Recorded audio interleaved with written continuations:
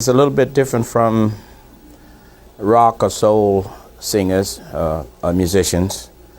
The economics is nothing like with us as it is with, shall we say, rock or soul singers. So we have to work a long time to even to get doors open that would allow us to kind of live comfortably.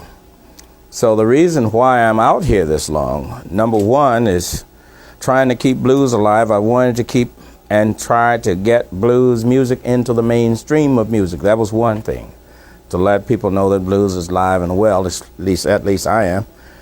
And second, when you got a group like my group, which I think is the best for what I do, they have families, so in order to keep them working, you got to work, or unless you're a wealthy person that you can afford to pay them when you're not working. And third and finally is I have bills to pay, so that's another reason. But I think the main thing is the first, is trying to get music, the type of music that we play, into the mainstream of music, so the media would play it equally as they do the other. That's one of the reasons. For the length of time, I guess, has been my ambition to work until I could get the start to happening. And it seems to me, with the new bloods coming on the scene now, we got Robert Cray, Stevie Ray Vaughan, Joe Louis Walker, Jeff Healey. They, to me, are some of the leaders that are seemingly, they are pushing it on into the mainstream, so maybe I can stop working so hard. But I've never been bitter, because it seems to me that the doors that are open because of what groups like U2, the Beatles, and many other groups did, because prior to them, at one time, from where I came from, it was almost against the law for whites to even listen to the type of music that I play. And when guys like the Beatles, Elvis Presley, and many of the people that was doing rock and roll came on the scene, this opened up a lot of doors for me. I know, I can speak for B.B. King, that hadn't been open. I remember going into Chicago, playing a place called Mr. Kelly's. They'd never had no blues in there till I came in there. It was jazz club. But due to Elvis, due to the Beatles, due to many people that opened the doors, then they knew about B.B. King. So there I was. And I started to say earlier, fortunately for me in my career, I've been able to work with two of, in my opinion, the #1 groups of the world at that time. I worked with the Rolling Stones in '69, I believe, and they, in my opinion, was #1 at that time. And I've just worked '89 into '90 with U2, which in my opinion, at this time, are the #1 group of the world now. And the things that I've learned from them, even though I've been told that they learned from me, but I learned, in retrospect, much from them. And I think all of that has been strength, if you will, to my longevity, if you will. Well, one of the things that's happened with music now, technology. Technology has been vast.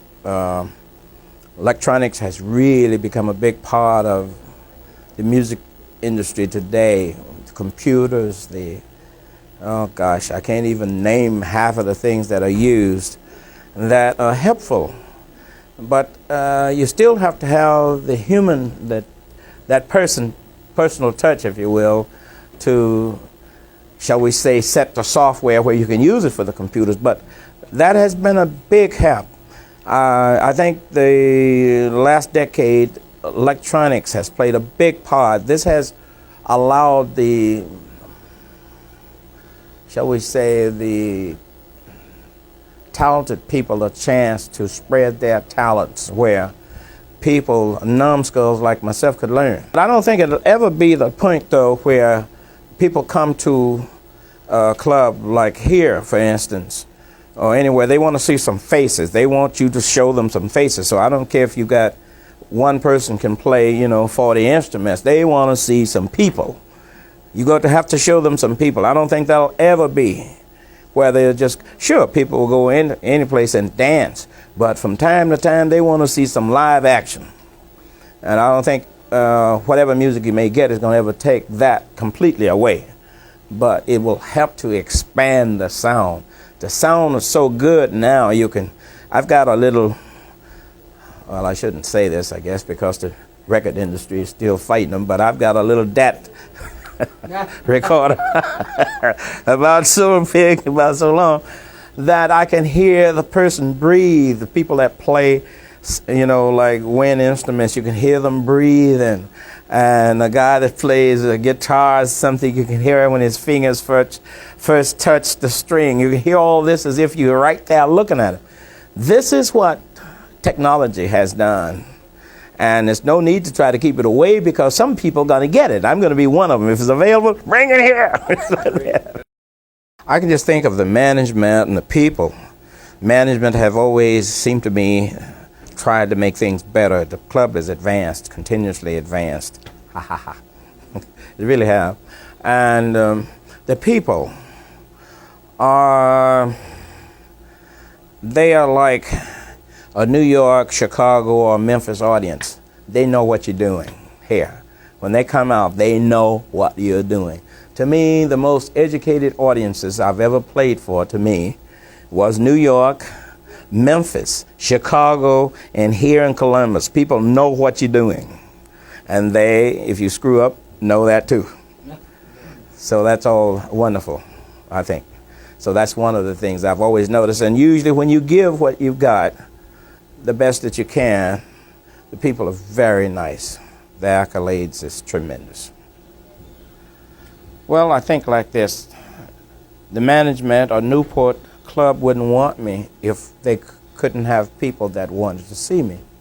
So I try my best to let the audience know that I appreciate them and their appearance here with me, or their support, if you will, by letting them know that I love them too. I've been around some artists, been around some places even.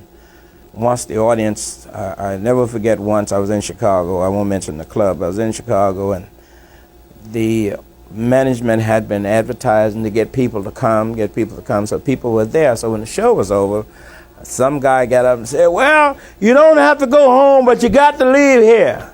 That made me angry. I got very angry, very angry. I said that he could say, folks, we got to close. That old stuff about you don't have to go home, but you got to leave here. He didn't say that when he was trying to get them to come in. So I wasn't happy about that at all. So you don't get that here. Sure, there are curfews in some places. Some places you have to close at a particular time. The audience understands that. So if you tell them, you're going to have a few that may grumble, but the majority of the people are right with you, and they're sensible. They know that if you don't close down, maybe you lose your license. So if you say, "Folks, sorry, the time is now, we have to cut it off. It's a curfew time." And most of the majority of the people will walk out. They will go.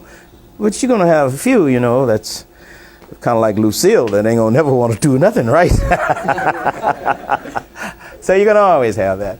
But here at Newport, you never have to worry about any of that.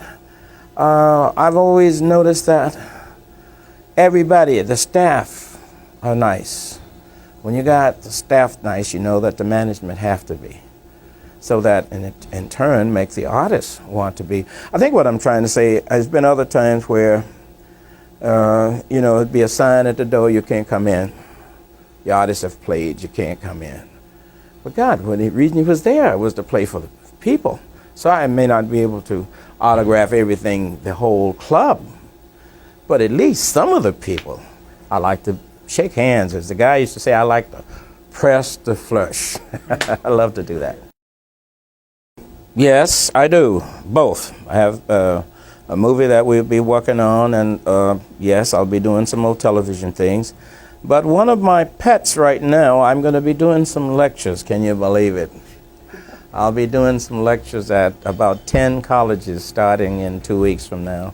I'm going to take about 14, 15 days off to just go and do some lectures at some colleges. That's how it should be. That's how it should be.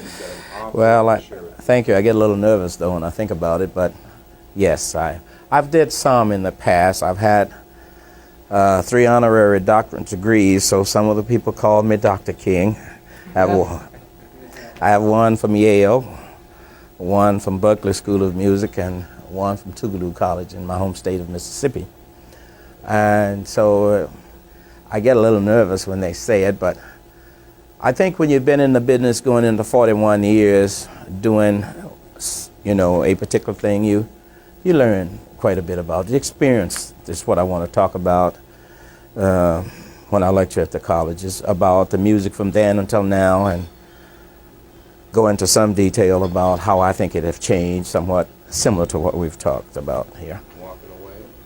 No, not like that. I feel that when Lucille go in the case, the great master will be calling me away. I don't ever intend to stop unless people stop supporting me. The fans stop buying my records or coming to see me. If my health gets bad or something like that, then I would. But other than that, I won't travel as much as I have. I've been on the road on an average of 300 days a year since 56.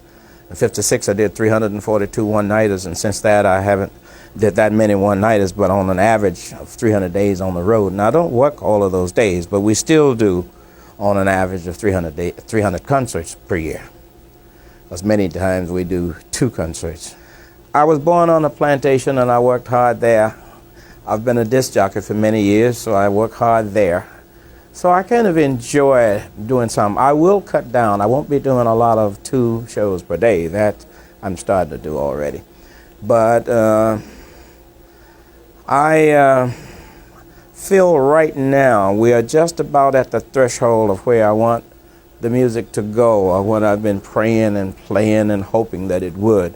So I think right now we are right near that point, and with your help and with everybody's help that's going on, and the new people on the block now playing, all of this is just about to do what I've been hoping for 40 years.